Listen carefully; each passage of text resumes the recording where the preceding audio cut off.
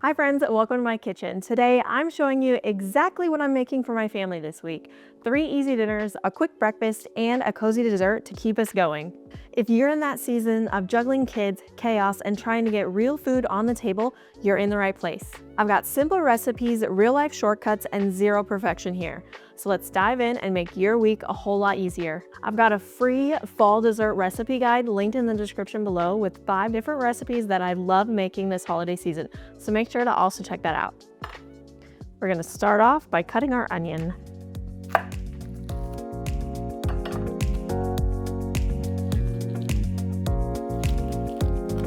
And I'm gonna dice up this entire onion because we are making enchiladas and a quick tater tot casserole. So made half an onion for each recipe. So that's why I'm just gonna do an entire onion.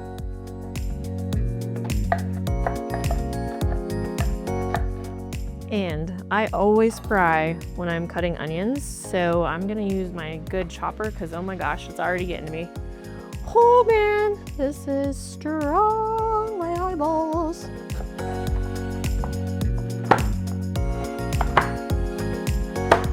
Ooh, this onion is intense. Just get it chopped up, Allison. Just get it chopped up.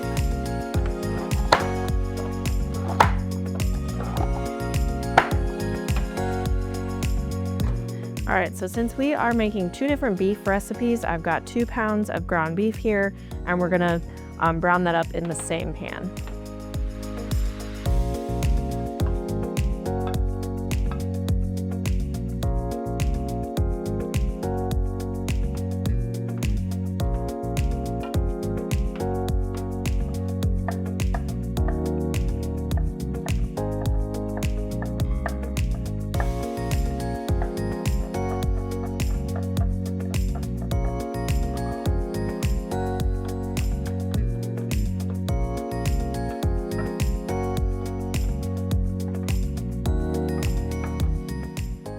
I'm just adding my onion into saute right along with the meat. The meat is pretty well browned now, so we will just let this cook down and get all that fat rendered out and let the onions cook as well. And in a little bit, I'll add my minced garlic that I just chopped up. Okay, so I'm gonna get my island all set up. We're doing 2 recipes with the hamburger that we just made, so I've got 2 different bowls out. Get this out of the way. Okay, so this bowl is gonna be for our tater tot casserole. So I've got our green beans, our cream of mushroom, and our Worcestershire sauce. And then this one is gonna be for enchiladas. So I've got our beans, our green chilies, our red enchilada sauce, paprika, cumin, some parsley, and oregano that we're gonna put in this bowl. So I love kind of trying to make things super efficient. So this is a way where while that's cooking, I got all these things out and was like, okay, let's get our bowls and everything, just kind of trying to set yourself up to be able to easily just mix everything together, throw it in your dish, mix it in here, throw it in that dish. Yeah. And one thing I'm hoping to, as we get to the end of the year, and maybe this will be my 2026 goal, is try and make my own cream of mushroom, cream of chicken, all the cream ubs, all homemade. I have 4 or 5 in our pantry, so that's why I'm using this and not doing a homemade. I'm just using it up. I don't want to waste food. But I have been wanting to try and just do that all homemade instead of buying store-bought and canned. So maybe that'll be my 2026 goal, is to maybe really dive in and figure out how to make my own cream of mushroom, chicken, soup, all those things. So let's get our hamburger. Now I'm gonna attempt to split this in half, separate it into both bowls. This pan is pretty heavy. Oh goodness, I might need to use my ladle. That's super heavy. Or we'll just do this.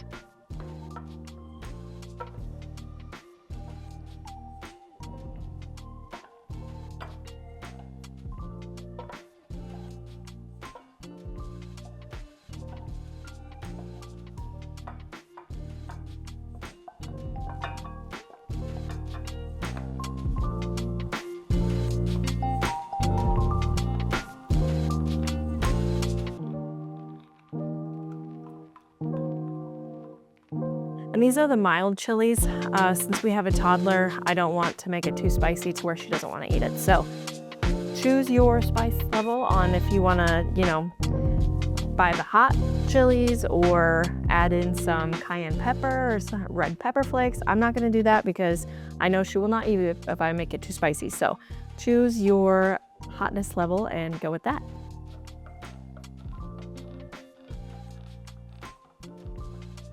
And then I'm using pinto beans. You could also use black beans if you would prefer. Or if you don't have pinto beans and you have black beans, don't want to run to the store, that works. And then the reason I'm using oregano and parsley is because I read the back of my typical taco seasoning that I use, just to get an idea of like what's all in this taco seasoning. And it said it has paprika and oregano, so I'm gonna add some.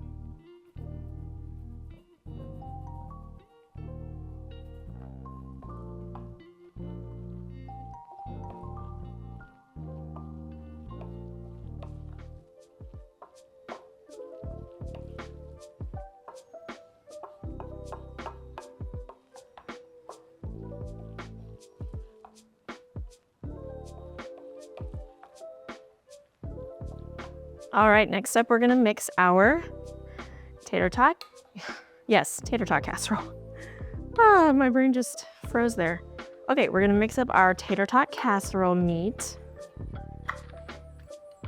So we've got my cream of mushroom.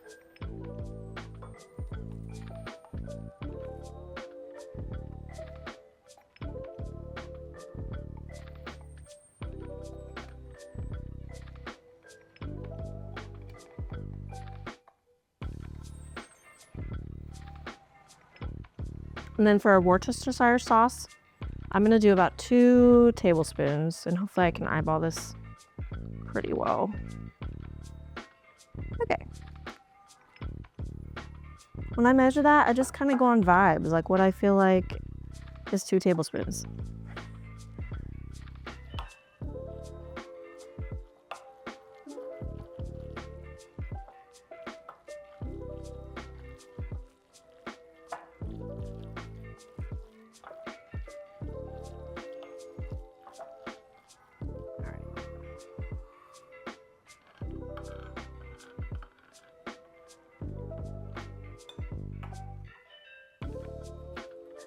And you can add any vegetable. I like to add a vegetable just so we're also eating vegetables with our meal. Green beans are a really good one. You could also do a peas and carrots mixture, just peas by itself. You could do corn.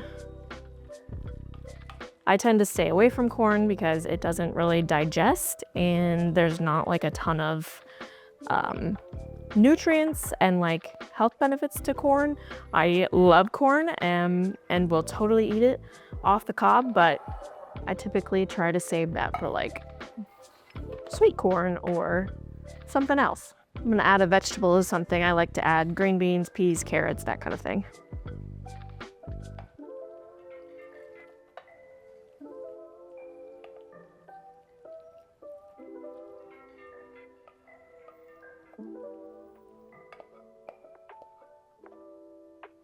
And this here is a 9x9 baking dish. So just cover that on the bottom.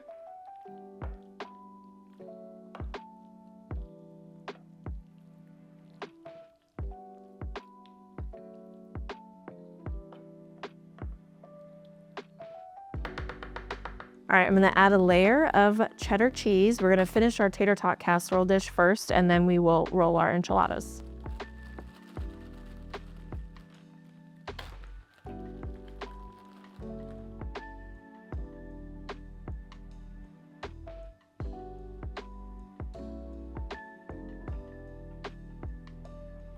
Gotta go eat my tater tots. Be right back.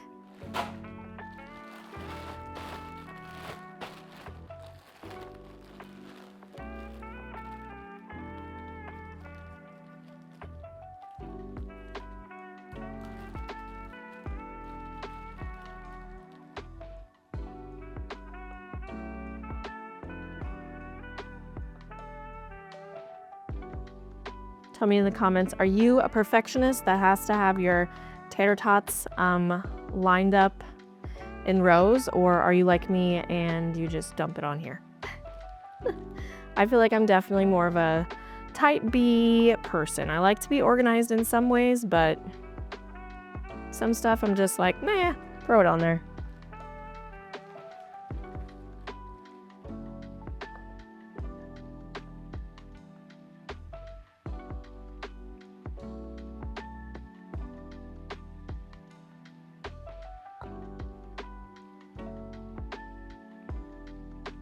All right, and we'll store this in the fridge and I'll make it sometime this week. Okay, I gotta say, I am really happy with how quickly all of this is coming together. I started cooking around 1 o'clock and it's 1:45. So only 45 minutes to get 2 dinners prepped. I'm pretty happy. Let's see if we can get this enchilada one finished up by 2 o'clock within the next 15 minutes. But it's also amazing how much you can get done when there are no kids around.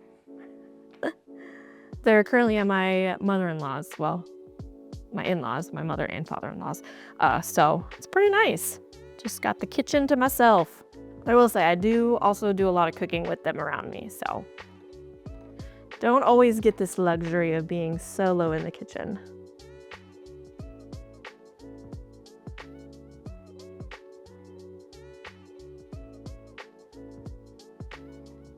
All right, so I'm spreading about a teaspoon, which one smaller spoon is like equivalent to a teaspoon. So a teaspoon of red enchilada sauce on my tortilla shells.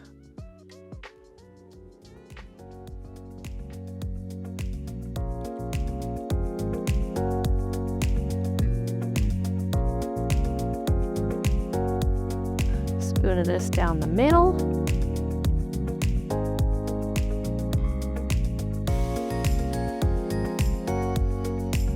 And transfer to our dish.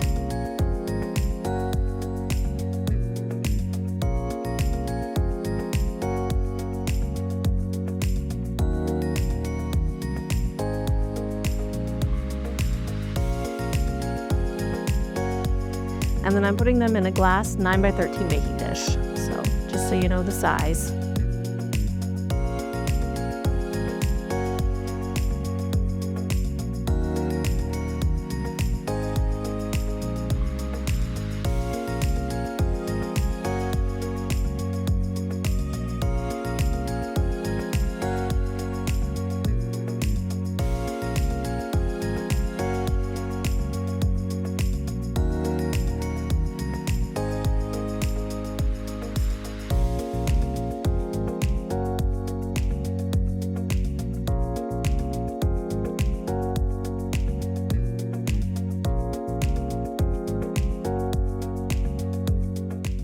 So I have enough of the meat mixture for probably about 2 or 3 more. And obviously that's not gonna fit in here. So I'm just gonna make a few extras and then I'll wrap them in plastic wrap and we'll just eat them for lunch or whenever throughout the week instead of having it in the bake. Because I don't wanna waste any of my good hamburger mixing or ground beef mixing, sorry. I always say hamburger when I'm referencing ground beef, and someone in another one of my videos was like, oh my gosh, my biggest pet peeve is when people call ground beef hamburger, and it's like, I don't know, I just grew up saying that. So that's just what I say. I know it's not a hamburger. A hamburger is literally a burger that you eat, but you know. Some people care about the getting it right.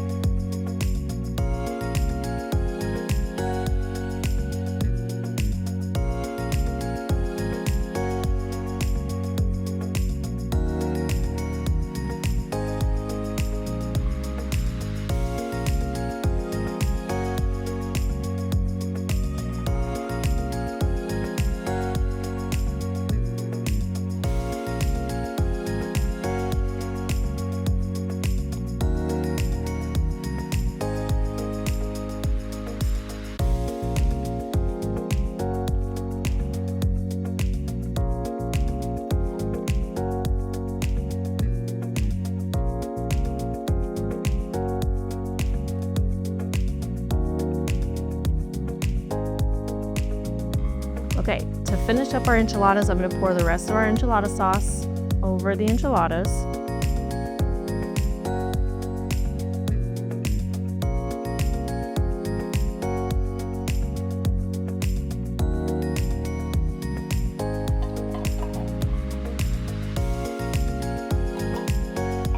And cover it with the rest of our cheese.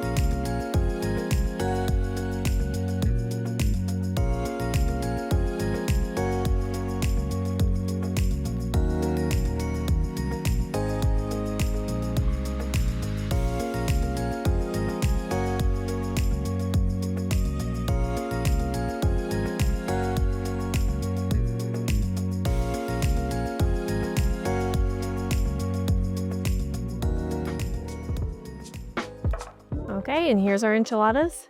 And I will say my watch says 2 o'clock. So we did this in 15 minutes. We finished it. I met my goal. All right. 2 dinners prepped in 1 hour. Save time during the week. It is officially soup season around here in the Midwest. It is in the 40s, 50s, so we are full into fall. I am loving this chilly weather and the leaves are changing colors. It's just so pretty. Not really a fan of how dark it gets at 5 p.m., but it is what it is, and we are choosing joy out of it because it's soup season. So I am making a cheeseburger soup today, one of my absolute favorites. My mom always made this every winter growing up. We would have it Christmas Eve and then other days throughout the winter, and honestly it's really easy to make. The thing that takes the longest is just chopping up the vegetables. So to make this cheeseburger soup, we need 1 pound of ground beef, 3/4 cup chopped onion, and I will say I did not have onions, so I just sprinkled onion powder in when I was sauteing the veggies today. So if you don't have onions, like raw onions, use onion powder and that's totally fine. You want diced up carrots, celery, and for our seasonings, we want some basil, parsley flakes, rosemary, thyme, and then also 4 tablespoons butter, 3 cups chicken broth, 4 cups diced potatoes, a 1/3 cup flour. And this year I actually tried something new. So typically I put Velveeta cheese in this soup, but I'm trying to get away from using a bunch of processed foods. So we are using 2 cups of regular cheddar cheese, and we will see how that turned out. And then 1.5 cups milk, 3/4 teaspoons salt, 1/2 teaspoon pepper, and 4 ounces of cream cheese. Once you get all of your carrots, celery, onion all diced up, you want to cook that in the 4 tablespoons of butter. So melt the butter first, throw our veggies in, including the potatoes, and then also they don't need to be fully cooked when you put the seasonings in. I would just go ahead and put the seasonings right over top of them. That's what I did. And then throw a lid on it and let it cook for 10 minutes. I did reduce the heat. It was on like level 2 for me, so like a low heat when you put the lid on. Let that sit, simmer for 10 minutes. It'll cook all those carrots so they're not crunchy anymore. Same with the potatoes, etc. And once that's done, we'll add in our flour and then our chicken broth, and that makes a roux. So the flour helps to thicken your soup so it's not just brothy. It gives it a little body to it. And then we'll add in our milk. Don't forget your salt and pepper and our cream cheese. And then I just let this sit on the stove probably for 30 minutes to get nice and hot. Let the flour do its work on thickening our soup a little bit. And then we ate it for supper and it was so good. I will say the cheddar cheese, honestly, loved it more than Velveeta. My husband and I talked about this while we were eating it. We could actually taste the cheddar flavor in the soup. And before you couldn't, like I've never noticed that before with Velveeta because it's not cheese. But yeah, if you have a recipe that calls for Velveeta, see if you can sub regular cheddar cheese for it and just kind of see how it tastes. I would say if you're making like a dip, like that really popular cheese and hamburger rotel dip, probably still want to go with Velveeta because there can just be some to make it creamy. Anyways, we're not talking about that right now. We're talking about soup. So this soup, it worked great and it tasted really delicious. So make sure to check out the recipe linked in the description below. And then try this at home yourself and comment below what you think. It is linked on my blog also at ourfamilycooks.com. You can pin it, you can save it, you can print it off in a PDF, all the things. All right, so it is Saturday morning. And chatting with my husband last night before we went to bed, we were talking about like what we wanted for breakfast, and something fall inspired sounded really good.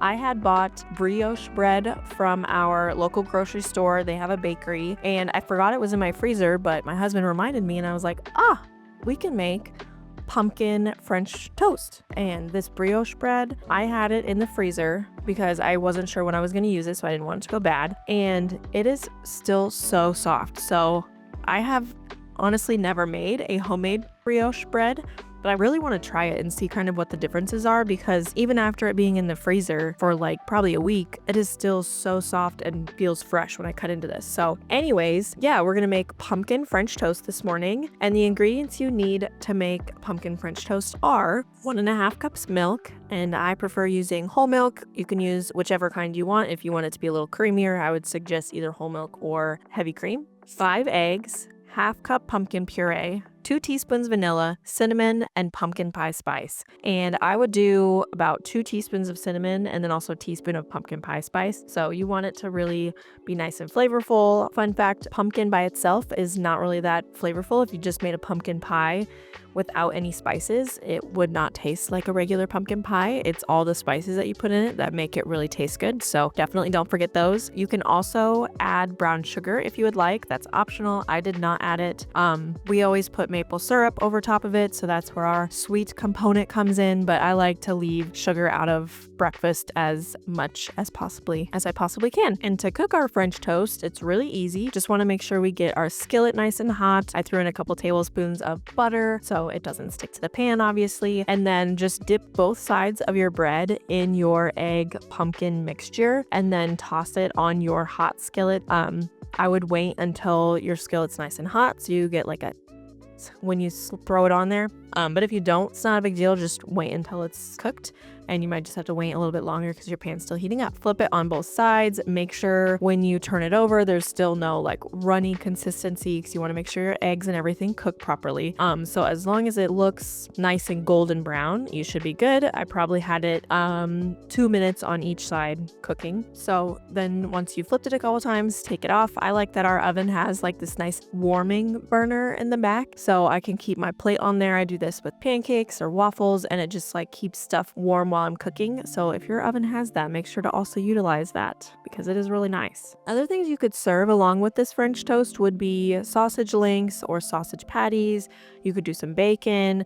You could make more eggs if you wanted to have a side of scrambled eggs or a fried egg, anything like that. Those would all be great options to serve alongside. And then also, if you're gonna make these, maybe you're having like some family over for Thanksgiving and you want to make something pumpkin, you could put it up a notch and, you know, sprinkle a little powdered sugar over the top once they're done, just to make them look nice and pretty. You could add that brown sugar for a little extra, little pizzazz, if you will, if you have family coming over. Otherwise, eating them like this is really quick and easy. This is a nice breakfast to make if you can't think of anything else.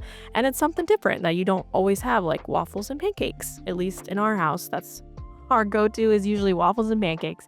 So these are just another great breakfast option. Okay, I've got all my dishes done from the dinners that I just prepped, and I'm gonna quickly whip up a batch of pumpkin chocolate chip oatmeal cookies. This is one that I discovered and created the recipe last year. It's based off my oatmeal chocolate chip cookies, but I add some cinnamon, pumpkin pie spice, and some pumpkin puree. So they are really good, and I feel like they'll be a great sweet treat for this week. So let's whip up some cookies. Oh, and I have my oven preheating at 350, so don't forget to do that.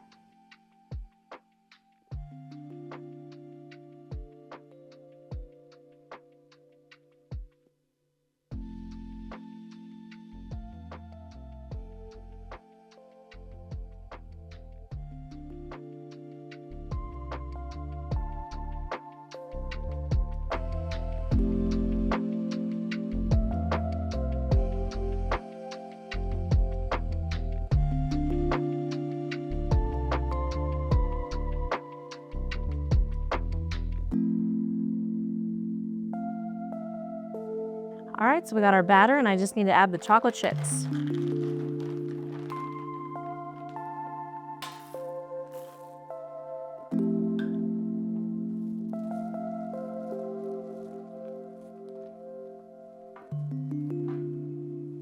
And the recipe to making these cookies will be linked in the description below, just with all the other recipes. And you can also find it on my blog, ourfamilycooks.com.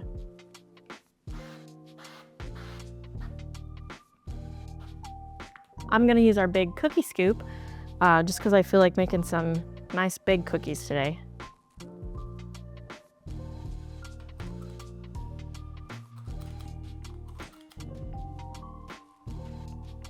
So typically when I use the regular size cookie scoop, they take about 12 minutes total in the oven, but I have a feeling since these are larger, they'll probably be more like 15 to 18 minutes. I'm gonna do 2 sets. Usually I can get 3 rows of 3, but again, I'm having fun with the larger cookie scoop, so we're gonna just to make sure they don't go into each other.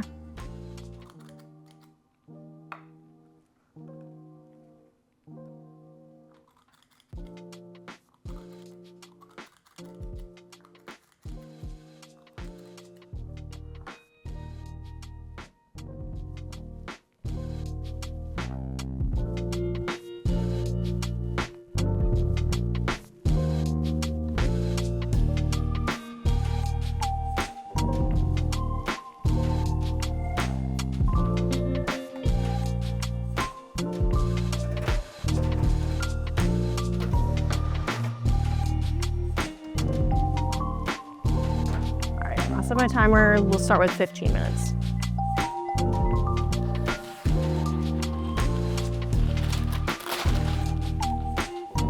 While we wait for those to bake, I am going to put the rest of our dough in the freezer.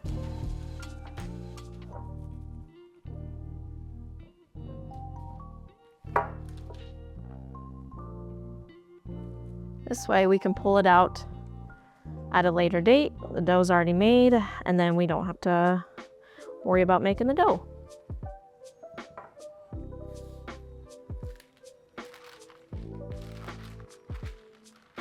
Yeah, and use my hands.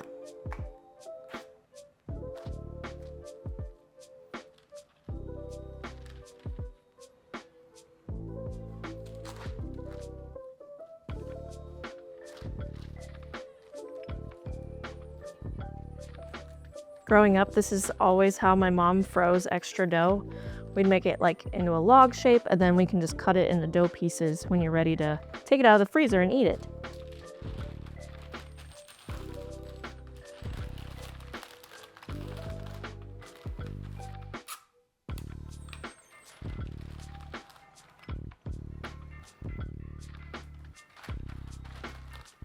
My gosh, maybe because it's parchment paper. Is that why this is not sticking?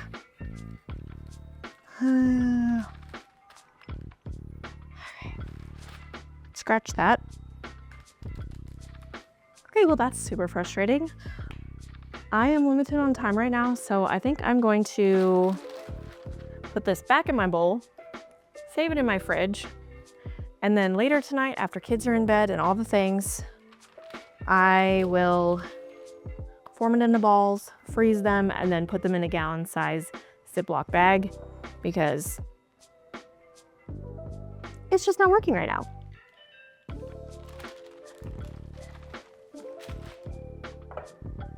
And my mom always used wax paper growing up to seal this, not parchment paper, but I don't have wax paper, so I was like thinking, well, maybe it'll work. You know, I'll still be able to use it, but apparently tape does not stick to parchment paper. So we are pivoting.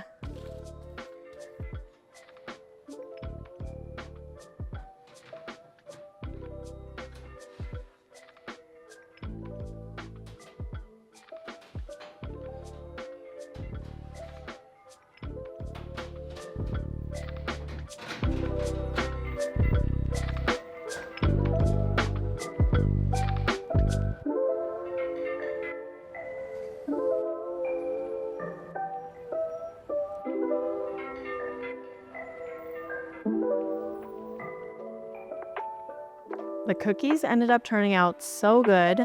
They were in there for a total of 18 minutes, so I did need the full 18, but they're nice and soft in the middle and they taste fantastic. So highly recommend. Check out the link in the description where it has the recipe, and hope you guys enjoyed this video, and don't forget to like and subscribe. Thanks y'all, bye.